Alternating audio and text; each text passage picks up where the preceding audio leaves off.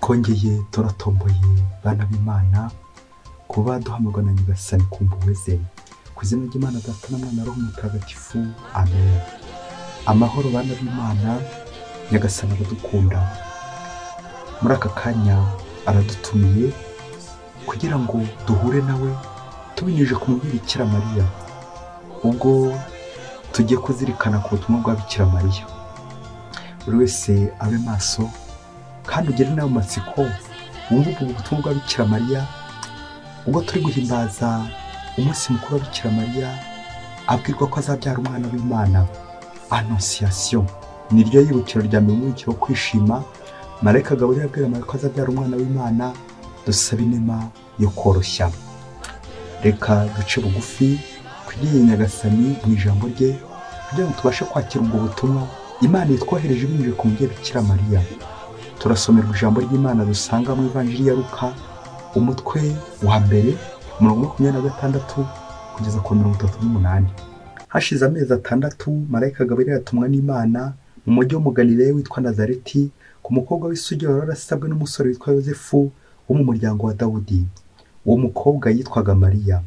Marayika ziwabo aramubwira ati, ndakuramutsa mutoni w'Imana, Nyagasani ari kumwe nawe. Yumvise ayo magambo arikanga, yibaza icyo ndamutse ivuga. Marayika aramubwira ati, wigira ubwoba Mariya, kuko wagize ubutoni ku Mana. Dore ugiye gusama inda, ukazabyara umuhungu, maze ukazamwita izina rya Yesu. Azaba umuntu ukomeye, kandi bazamwita mwene nyir'ijuru. Nyagasani Imana azamwigura ingoma ya se Dawudi. Azategeka umuryango wa Yakobo ubuziraherezo, ingoma ye ntizashira. Nuko Mariya abwira Marayika ati, ibyo bizashoboka bite kandi nta mugabo mfite? Marayika aramusubiza ati, Roho Mutagatifu azakumanukiraho, maze ububasha bwa nyir'ijuru bukubundikire mu gicucu cye, ndetse ugiye kuvuka azaba intungane kandi azitwa umwana w'Imana. Dore Elizabeti mwene wanyu nawe yasamye mu zabukuru, uku kwezi n'ukwa 6, kandi ubundi yitwaga ingumba, koko nta kinanira Imana. Mariya aravuga ati, ndi umuja wa Nyagasani, byose bimbeho nk'uko bivuze. Nuko Marayika amusigaho aragenda. Iyo ni Ivanjiri ntagatifu. Nuko Marayika amusigaho aragenda. Yaragiye hehe? Yaragiye mu butumwa. Reka dufatanye akanya gato twigire hamwe akaririmbo kaza kuduherekeza mu kwakira ubutumwa bwa Bikira Mariya. Rozari, rozari, rozari ntagatifu, nzarata ishapure yawe Bikira Mariya. Rozari, rozari, rozari ntagatifu, nzarata ishapure yawe Bikira Mariya. Nzarata ishapure yawe Bikira Mariya. Bayoboke b'Imana, nimugire amahoro. Nyagasani kuri uyu munsi mukuru wa Bikira Mariya yaduteguriye ubutumwa wowe nanjye tuza kwakira kugira ngo turushe kunogera Imana. Imana inzira yanyuzemo izisanga abantu, inzira yo kwiyoroshya. Imana yanyuze kuri Bikira Mariya isanga abantu. Yezu Kristo ijambo w'Imana wigize umuntu. Njyewe nawe twega abantu twabuzwa n'iki natwe kunyura iyo nzira Imana yanyuzemo kugira ngo natwe dusange Imana? Niba Imana yanyuze kuri icyame dusanga, nanjye nawe byakabaye byiza ndetse ni na ngombwa kunyura kuri Bikira Mariya dusanga Imana. Amen. Muri aka kanya twateguriwe ikiganiro kiza kudufasha kongera gucengerwa no kugira umuntu kwa jambo, bityo uko tunyura kuri Bikira Mariya tujye tuzirikana ko turi gusanga Yezu. Adi Yezu mu Père Mariam. Tujye kuri Yezu tunyuze kuri Bikira Mariya. Ingingo remezo igiye guturanga muri iki kiganiro agira iti, akira ubutumwa bwa Bikira Mariya. Urabwakira ute rero? Reka tuzirikane ingingo 3 ziza kudufasha gucengerwa neza no mu butumwa. Ingingo ya mbere turaza kurebera hamwe imyitozo 2 umukristo akora ku munsi imuhuza n'ab'ijuru. Ingingo ya kabiri iraza kuba ubutumwa bwa Bikira Mariya. Ingingo ya 3 iraza kwitwa kurwana ishyaka ry'ishapure. Ube maso rero nanjye ndi maso kugira ngo twakire uyu mubyeyi uje tugana maze twakira ubutumwa atuzaniye. Akira ubutumwa bwa Bikira Mariya. Reka duhere ku ngingo ya mbere, imyitozo umukristo akora ku munsi imuhuza n'ab'ijuru. Hari ubwoko bwinshi bw'imyitozo. Umukinnyi wese niba ashaka gutwara igikombe akora imyitozo myinshi. C'est un forgeron qu'on devient forgeron, ngo ubu mucuzi ukora imyitozo ubyitoza. Rero nawe uba umuntu usenga ari uko ndabyitoza, kwitoza gusenga, kwitoza guhura n'Imana. Ubuzima bw'umukristo ni imyitozo ya roho, guhura n'Imana. Rero mu bintu bikomera ni imyitozo, gukora imyitozo birakomera cyane. Na niyo mpamvu Kiliziya yongera kutwibutsa ubwo buke ku Mana, uko tugomba kuyoboka Imana buri munsi. Hari rero imyitozo ibiri iza kujyana no kwakira ubutumwa bwa Bikira Mariya Kiliziya umubyeyi wacu adahwema kudushishikariza gukora. Ndabizi iyo myitozo iravuna, irakomera, ariko ni ngombwa mu buzima bw'umukristo, ni ngombwa mu buzima bwo gusabanira. Iyo myitozo ibiri ni adoration et chapelet le rosaire, no gushengerera ndetse no kuvugisha pure. Imyitozo yombi ikihuriyeho nuko nyine ihuriye mu ijuru. Umwitozo wa mbere wo gushengerera ni ugushengereza umukarisiya, adoration, kuramya, kurangamira Yesu. Umwitozo wa kabiri ni ukuvugisha pure, ni Bikira Mariya, ni ukwambaza Bikira Mariya. Iyo myitozo yombi iyo uyitekerejeho ubona ijyanye neza n'ubuzima bw'umukristo. Ubuzima bwa Yesu na Bikira Mariya babayeho indatana. Aho Bikira Mariya ari na Yesu aba ahari, aho Yesu ari Bikira Mariya naho burya aba ahari. Niyo mpamvu rero imyitozo ari indatana mu buzima bw'umukristo. Kwiyambaza Bikira Mariya, gushengerera, umukristo wese agomba kubahiriza. Twongere tuzirikane ko Bikira Mariya iyi myitozo ariyo wa mbere wayikoze igihe atwaye Yesu mu nda. Bikira Mariya amenyeshwa ko azabyara umwana w'Imana, agatwara Imana mu nda. Gushengerera Yesu ni uguhura na Yesu, ni ugutwara Yesu, ni ukurangamira Yesu, ni ukubona Yesu nk'uko Bikira Mariya nawe yabigenje ate, yabikoze, nuko akarangamira Yesu. Umubyeyi w'Imana Bikira Mariya niwe wakoze imyitozo mbere yacu. Nawe nanjye twabuzwe n'iki kuyikora? Niba Bikira Mariya yarashengereye, niba Bikira Mariya nanjye kuvuga yaravuze ishapure, igihe ahuye n'Imana, Imana igatuma umumarayika wayo Gaburiyeli kujya kubwira Bikira Mariya. Marayika Gaburiyeli abwira amakosa abyara umwana w'Imana, dusaba inema yo koroshya. Nawe rero iyi myitozo icyo ihuriyeho ni ukwiyoroshya. Imana yiyoroshya ikaza mu bantu. Yesu uhindura ukarisiya kugira ngo tubeho. Imana yiyoroshya ikaza mu bantu, akavukira mu nda ya Bikira Mariya. Niba Imana inyura kuri Bikira Mariya isanga abantu, ngewe w'umuntu nabuzwa n'iki kunyura kuri Bikira Mariya nsanga Imana? Gushengerera no kuvugisha pure buri munsi bikurange, bityo nawe witoze gukora ku ijuru, kubona Imana buri munsi. Akira ubutumwa bwa Bikira Mariya. Ingingo ya kabiri nubwo butumwa bwa Bikira Mariya tugiye kumva. Ndabizi ufite amatsiko, nanjye nagize amatsiko, ari icyo ngusaba ukumva ubu butumwa ushyiremo ubushishozi, wirinde kugira icyo uvuga, wirinde kugira icyo ubaza, ahubwo ubanze ubwakire, wumve icyo bivuga, hanyuma ugende usesengura buhoro buhoro. Ndagusaba kurangwa n'ubushishozi kuri ubu butumwa, urusheho kumva ubukugenewe, ubwakire neza bitewe n'icyo Bikira Mariya yifuza gukubwira uno munsi. Ubutumwa bwa Bikira Mariya. Mubyeyi, nongeye kugusaba wirinde guca urubanza. Banza wumve. Uragira buti akira ubutumwa bwa Bikira Mariya. Ngo ubutumwa bwaturutse muri Mexique. Abakuru b'ibihugu benshi barabwakiye, barabwemera. Abakuru ba Kiliziya barabwamamaza, barabushyigikira, barabushima kandi barabwogeza. Abakristo benshi bwarabafashije, nawe uzagufashe.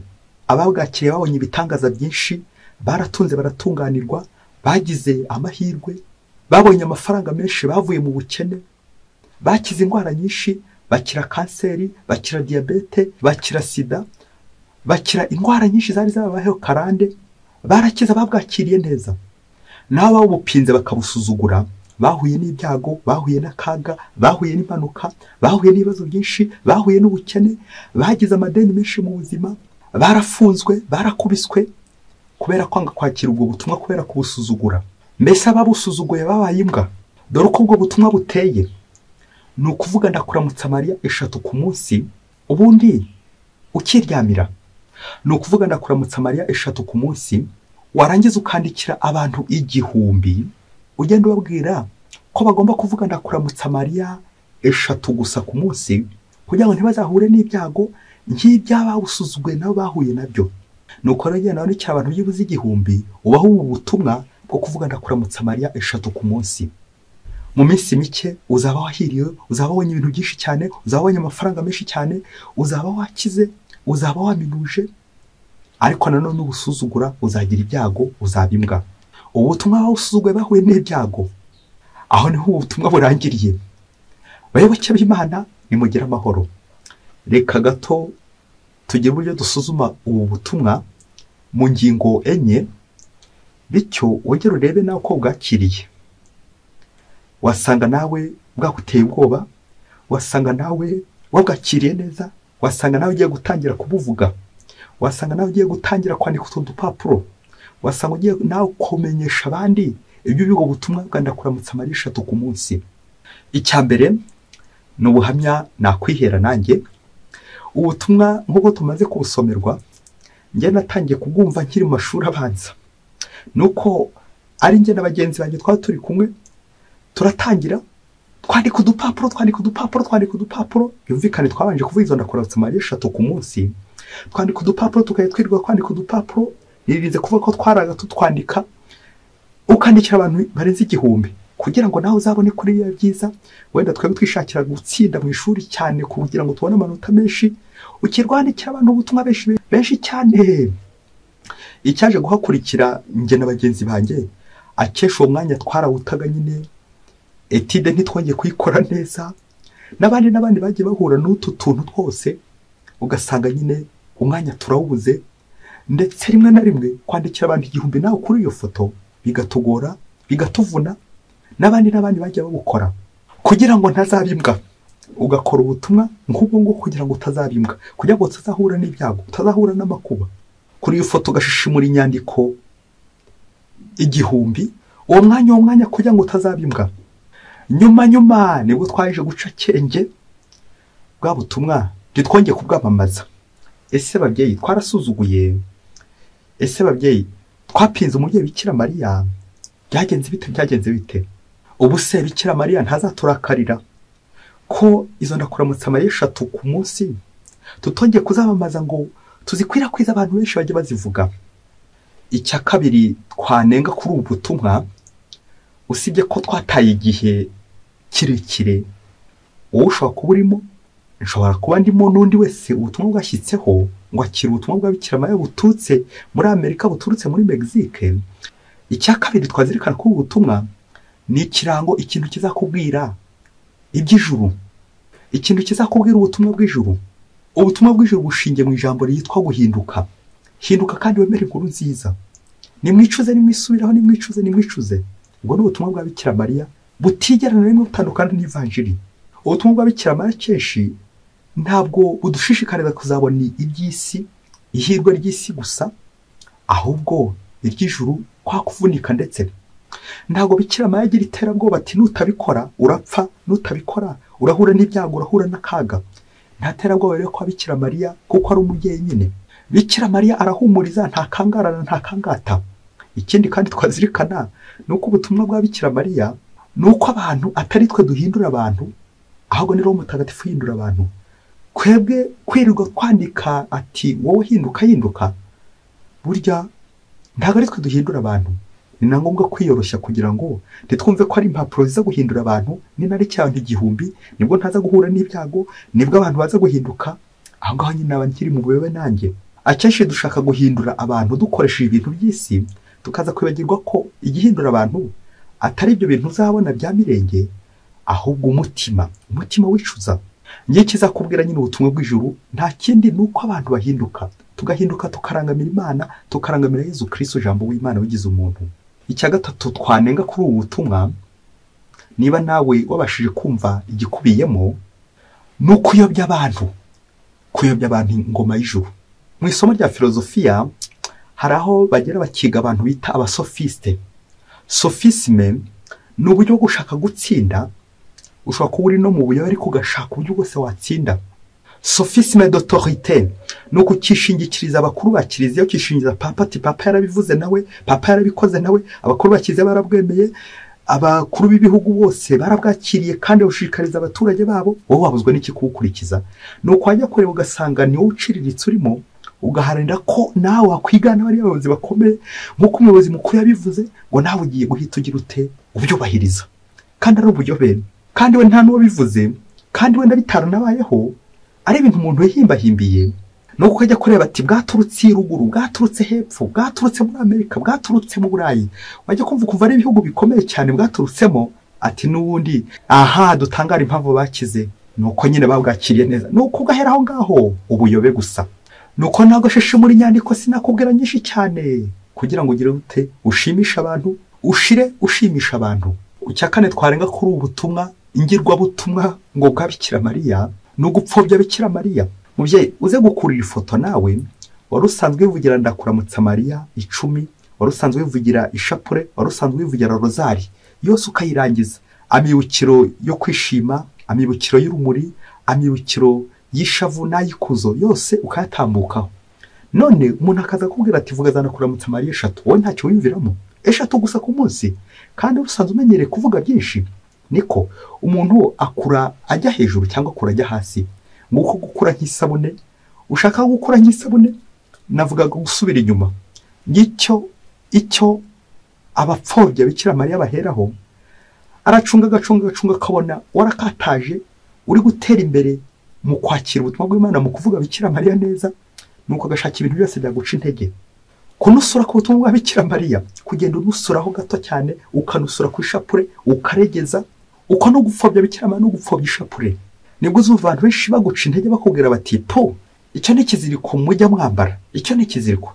yewe uzamusubize umwemerera uti yego koko iki ni kiziriko, ishapure ni kiziriko.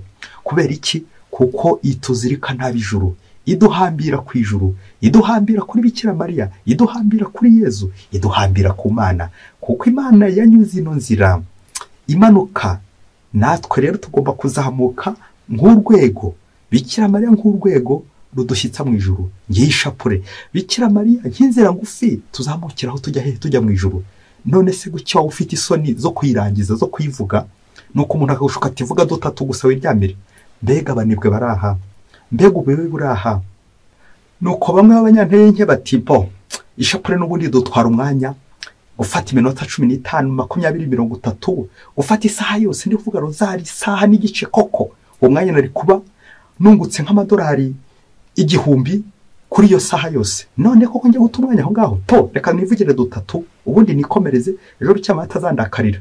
nuko ugahora muri icyo kintu cyuko Bikira Mariya atazakurakarira, kugira ngo Bikira Mariya atazakurakarira, reka mfe kuvuga 3 kandi bitoze n'abandi. nubwo shishe muri nyandiko uri kubitoza n'abandi, nguko gutsindwa no gushaka ko abandi batsindwa. tekereza nawe urangije gutsindwa, ukabona ko nta wundi muzafatanya, ugaterateranya ubutumwa, ukihimbahimbira ubutumwa, ukabwogeza hose bitewe n'icyubahiro ufite, bitewe n'amafaranga ufite, bitewe n'ububasha ufite bwa hano ku isi. ariko nuko ukagenda upfobya ubutumwa bwa Bikira Mariya ati nimuvuge ndakuramutsa Mariya 3. nya muvyeyi, uri mu batsinzwe cyangwa uri mu batsinze? wigeze wakira ubu butumwa?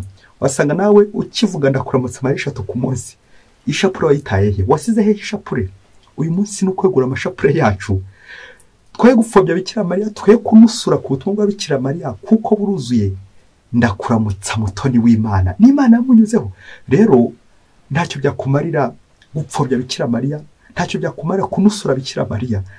ni ngombwa rero gushyiramo ubwenge igihe twumva ubutumwa, kuko ubwo butumwa bwose ngo Bikira Mariya yabonekeye uyu nguyu, yabonekeye n'uyu, ntacyo bitumariye. nibwo butumwa atari bwo guhinduka, ntacyo bitumariye. nibwo butumwa butari bwo gutera imbere, bwo gukataza mu busabanyiramana, bwo guhinduka no guhindurira imigenzereze mibi, ntacyo bikumariye. hinduka kandi wemere inkuru nziza. reka dusoreze ku ngingo ya 3.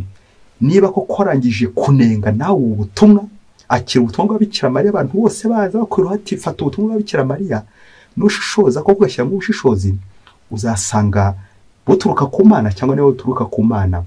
ingingo ya 3 ni ukurwana ishyaka ry'ishapure.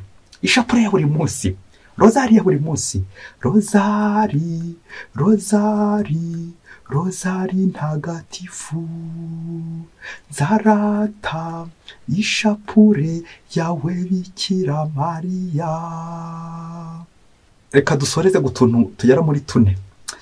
Icya mbere ukifate mu mutwe mubyeyi. Papa Pio wa 9 ngo niwe wavuze ati, ndamutse mfite ingabo zivugira ishapure nakwigarura isi yose. Ndamutse mfite ingabo nyinshi zivugira ishapure nakwigarura isi yose. Ndamutse mfite ingabo 1000 zivugira ishapure nakwigarura isi yose. Baba yari 1000 waba urimo, 100 waba urimo, 10 waba urimo, umuntu uvugira ishapure ku munsi waba urimo. Koko yaba abantu bavugira ishapure ari benshi, isi yakagize amahoro, isi yakabayeho neza, isi yakabayeho igororokeye Imana. Icya kabiri twazirikana no kwishapura ivuna, iragorana pe. Abantu benshi bagira n'ubunebwe bwo kwivuga, abandi bakayivuga bikiza ngo hato cyamata za kubarakarira. Icyo twazirikana nuko nta kintu kimwe uzageraho ku isi kiza niba utabanje kuvunika. Ni nabyo Bikira Mariya yavuze ikibeho cya 3 ati, umwana wa Mariya ntatana n'imibabaro, ntatana n'umusaraba, kandi ngo ntawe ujya mu ijuru atavunitse adapfuye. Bizagusaba rero kuvunika cyane ukiri hano ku isi, cyane cyane igihe uvuga ishapure nyine ukumva uri kuvunika, ariko Imana iri gukuvuna, uri kumererwa neza, uri kuganira na Bikira Mariya, uri kuganira n'Imana ubinyujije ku mubyeyi Bikira Mariya. Umwanzuro byibuze twafata uno munsi ni ukwitoza kuvuga ishapure buri munsi. Ntukaryame utavuze ishapure, n'ubyuka ujye uyibyukiraho. Umva itegeko ry'umurimo, itegeko ry'abahanga. Abahanga benshi bemeza ko ikintu cyose kivunanye kandi ubona ari ngombwa mu buzima ko ugikora, ukizindukiraho, urakizinduka. Niba nawe mu buzima bwawe kimwe nanjye uri kubona ishapure ikuvuna, ikugora, ikubangamiye, iguteza ibibazo, ituma utisanzura, niba koko ufite amakuru kuri yo, uzi agaciro kayo, uyizinduka, uyizindukireho, uzindukire kuri rozari, uzindukire ku ishapure. Ibyo nibyo bizaguha amahoro. Naho ubundi nuvuga uti po, ubundi ndabona bimvuna reka nigendere, ndabona bingoye reka nigendere, nta kintu uzageraho cyiza hano ku isi utavunitse. Niba koko tuzajya mu ijuru tubanje kurikora twaravunitse, ngaha rero ngiye inzira ya bugufi, inzira y'ishapure. Mubyeyi uracyavuga ishapure, uyivuga ku munsi, ndabizi uravunika, ako se uragira ngo ntuzaboneke uri hano ku isi? Wa mubyeyi we, ntawe ufatira urugero ko byananiye, ntawe ufatira urugero ko utarabishoboye. Umuhanga nufatira urugero ko byakunze. Nufatira urugero nyine ku muhanga, nta muhanga ufatira urugero ku muswa, nta muhanga ufatira urugero ku munebwe. Ngaha rero Bikira Mariya byarakunze, ahorana n'Imana, niyo mpamvu natwe tugomba kumuyambaza. Kuki Bikira Mariya byakunze nta mwiyambaza kenshi? Dusabe inema yo kuvuga ishapure buri munsi. Ngiye ishene aho gahombye kubwira mugenzi wawe ati uvuga ishapure, mvugira kandi akuramutsa Mariya, mvugira. Biki ishapure ikakomeza kugenda ituzirika, ikaba ishene ya buri munsi, ishene ya buri munsi. Ngiye icano bose, yicano ya buri munsi. Rero buri wese ndayimurarike, cano ya buri munsi. Komeza ufungure buri munsi yicano, yicano rwose izatugeza mu ijuru. Yicano mwababyeyi izatugeza hehe? Izatugeza mu ijuru. Ufungure buri munsi, ufungure buri munsi, ufungurira abandi buri munsi.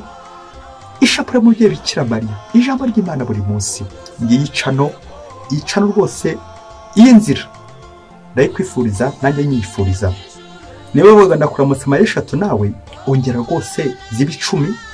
Uko uzagenda ushiruka ubute Bikira Mariya muri kukwana urugendo, bizagera igihe uvuge ishapure yose, bizagera igihe uvuge ndakuramutsa Mariya zose, bizagera uvuge rozari yose.